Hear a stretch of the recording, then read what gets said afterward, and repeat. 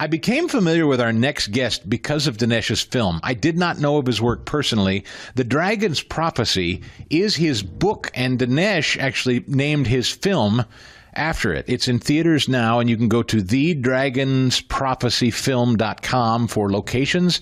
It'll also be available to stream soon. thedragonsprophecyfilm.com. The author of this is Jonathan Cahn. He is leader at Beth Israel at the Jerusalem Center in Wayne, New Jersey, and also part of the outreach ministry of Hope of the World. And it is such a pleasure to meet you, sir. Welcome to the show. Likewise, Chris. Great to be here.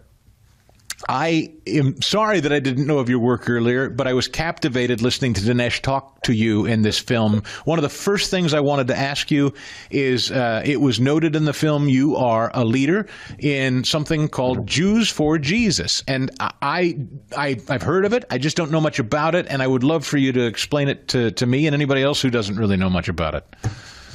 Yeah, actually, the name Jews for Jesus is also an organization, which I'm not the leader of.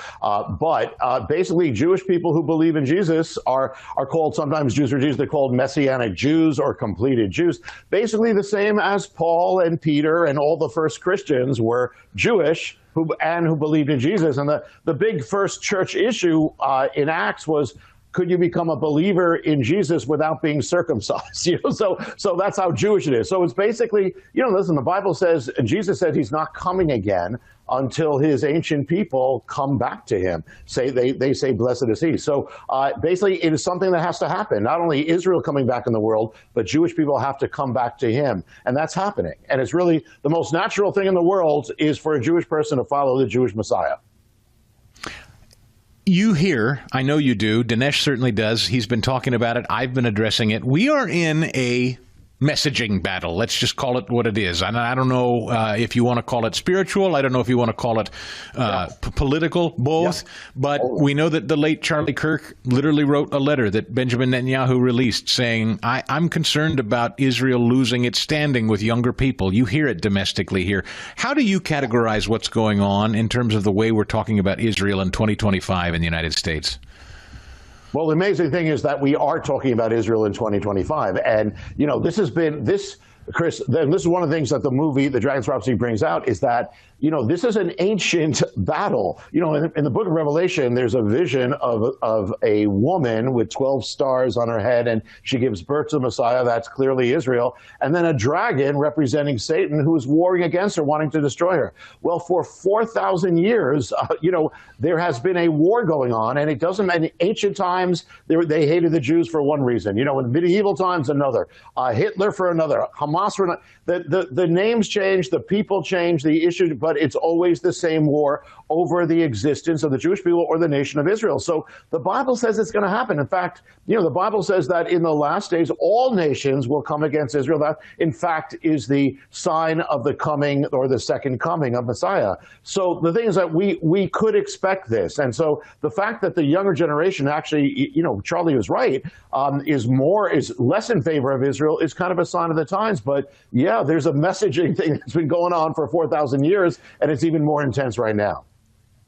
Mr. Cahn, the thing that has always puzzled me is the intellectual dishonesty about support for Israel, meaning blind support for their government. I don't equate the two at all. I can make the case that there's a spiritual component to this, but still be critical of Benjamin Netanyahu if necessary. I've never linked the two, and there seems to be a suggestion for people that are kind of inordinately hostile to Israel that people who are supportive are demanding blind support politically. I don't think that's true at all, actually.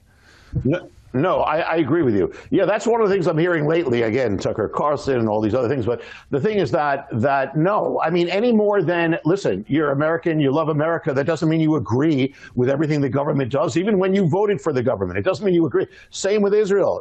And it was the same back then in the time of Jesus. It wasn't that you had to agree with everything, but Israel is Israel. There's no other Israel. They're trying to say, well, the Israel now is not that. Or, well, no, Israel is Israel. It's all the Jewish people, but you cannot ignore the fact that God has brought them back together. As he said he would in the prophets, I will gather them back to the ends of the earth. So exactly, it says, pray for the peace of Jerusalem. It's not speaking politically about every decision that you agree with.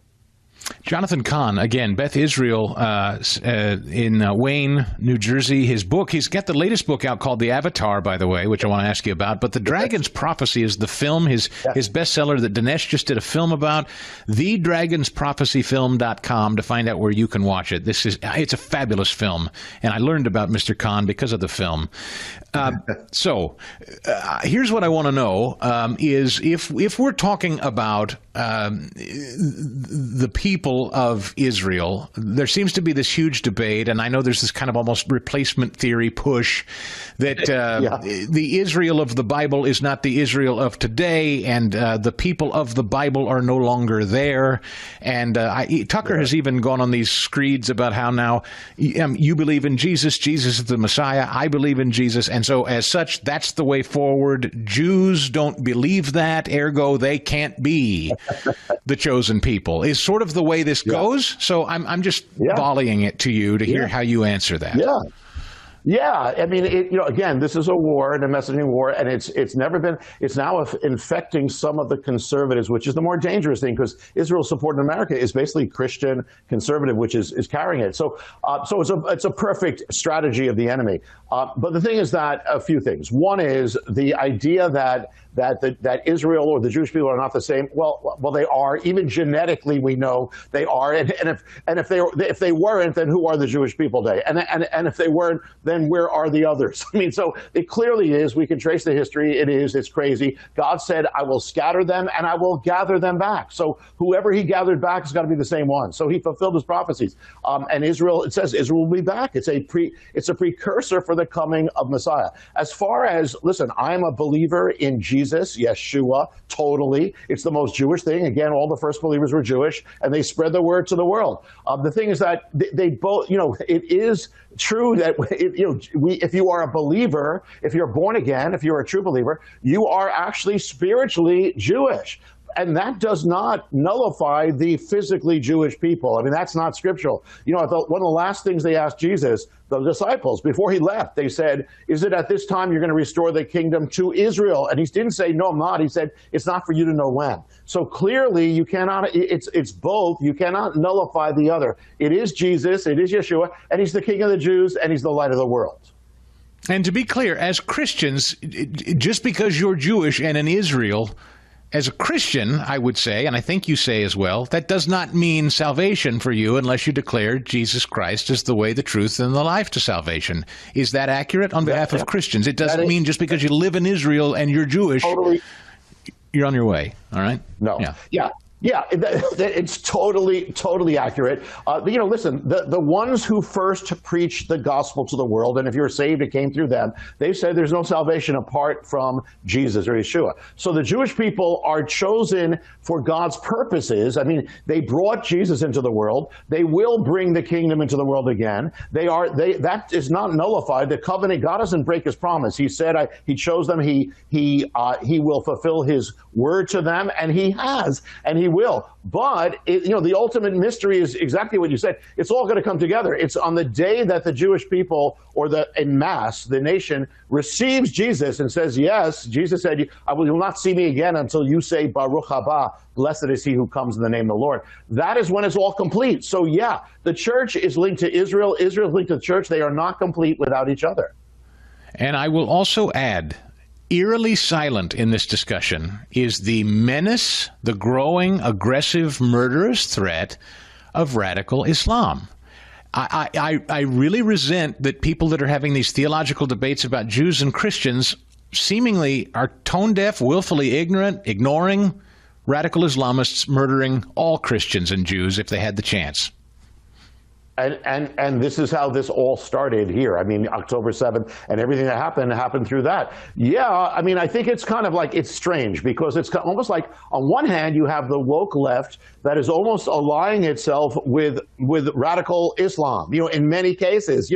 Why? I mean, I think there's a spirit that's against Christianity. It is against the Jewish people. And by the way, the dragon, when we talk about, the name of the movie and the name of the book, comes from that vision dragon in Revelation, and the dragon doesn't just war against the woman who is Israel, but wars against, it says, the rest of her offspring who follow Jesus. So it's both the Jews, true Jews, Jews and Christians are going to be more and more joined together as the world comes against both. And unfortunately, radical Islam has been a key tool in this. Yeah, they're equal opportunity when it comes to slaughtering anyone not like them. And I don't know why anyone who professes to be Christian doesn't understand that. Listen, Rabbi, with the limited time we have left, I don't mean to short shrift your newest book, The Avatar, but please tell us about it if you could briefly. Yeah, The Avatar just came out, and it is probably the most explosive. The Dragon's Prophecy is explosive. It's probably the most explosive mystery in that book that I've written, in that it kind of pulls away the veil behind what's happening in the world, what's happening in America, who's on the national stage. There's ancient mysteries. It's amazing, Chris, that there's a template in here from the Bible that actually foreshadows the people who are on the national stage right now. Even the mystery of Donald Trump, it's so exact. It even foreshadowed 9/11. It sounds great. It sounds wild. It is. It actually goes into where we are right now prophetically, where we are going, what the future is going to lie, and it is going to be extremely explosive. Everything from Donald Trump, Joe Biden, Barack Obama, everything is in this mystery. So it's pretty striking. Again, I use the word explosive very carefully because I've written it, but this is probably the most explosive. So it just came out. It looks like this. Don't confuse it with a movie. It looks like this. It's online everywhere. Yeah. If you get the movie, Rabbi, you're not going to get saved. Yeah, we're going to have you back to talk about this. I promise. I'm glad to make your acquaintance, and I hope we can rely on you a lot for your insights. TheDragonsProphecyFilm.com. Check it out in theaters or online in a couple of days. The Avatar is the brand new book by Jonathan Cahn. Rabbi, thank you for your time this morning. The Chris Stigall Show podcast.